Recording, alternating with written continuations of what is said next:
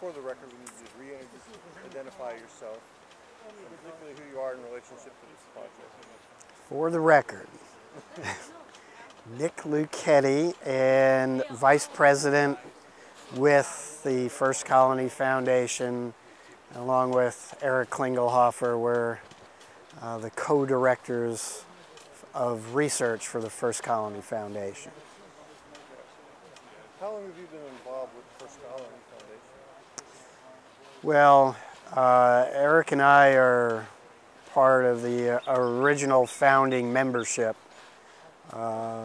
which the First Colony Foundation formally organized about 2 years ago. What are the objectives?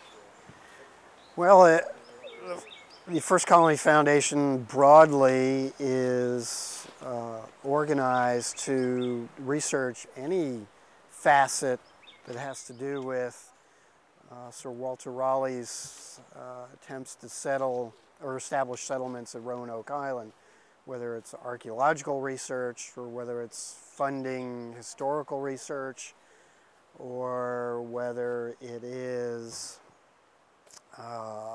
publishing work from previous excavations, whether it's doing some interpretive exhibits either with the Park Service or elsewhere. So the whole range of interests related to the Roanoke settlements. So what are we doing here? Well, we are here because over the past 20 years or so, artifacts, European artifacts that date from the 16th century have been found on the beach below us, not in great quantities, not in quantities that would suggest that this area was where the town or the fort was, but they do indicate that someone, the colonists from the 1585 or 1587 colony, were doing something here. And because this area is subject to erosion, we are here to determine whether there's any significant archaeological deposits, whether it's stratigraphy or features or concentrations of artifacts that might need to be addressed by future research before they're lost to any further erosion. So that's the main reason why we're digging in this area behind me. Why this particular area? What stimulated it right here? Well, as I said, over the past 20 years or more, occasionally artifacts have been found, and most recently, this is the 2005 Thanksgiving sherd. It's a fragment of an olive jar of a 16th century form, Spanish olive jar or Iberian storage jar, glazed on the inside. And this comes from a form of Iberian storage jar that would have been found, used in the late 16th century. And this was found exposed in the cliff next to a feature that is probably a tree hole.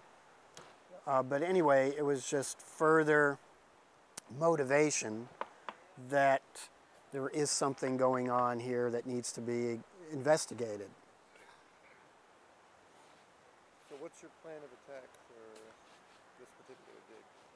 Well, we are digging 1.5 meter squares at 5 meter intervals in a line behind the dune ridge that approximately parallels the exposed bluff.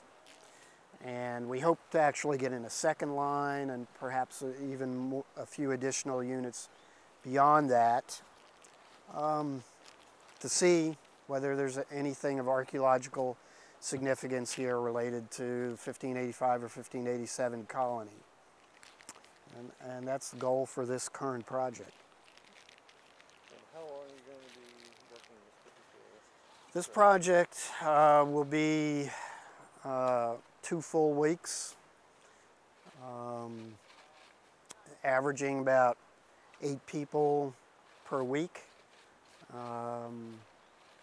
And we've assembled a distinguished group of experienced archaeologists, people who have worked and are working at Jamestown Rediscovery, a core group who worked from 1991 through 1995 on the Virginia Company Foundation team that located and excavated the scientific workshop of Thomas Harriot and Joachim Gans, some people from the National Park Service.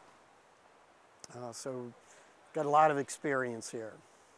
What kind of cooperation are you getting from the Park Service?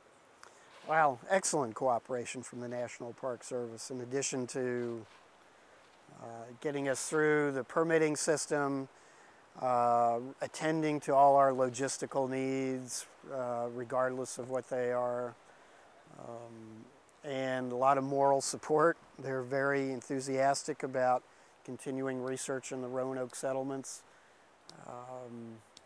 and volunteers from the Park Service staff. So really anything that we could possibly need that they can provide, they're more than willing to do so. Okay. Let's talk a little bit about the future. It's a little premature to come up with findings yet. Right. But what's the hope of the foundation to be able to do after this particular date?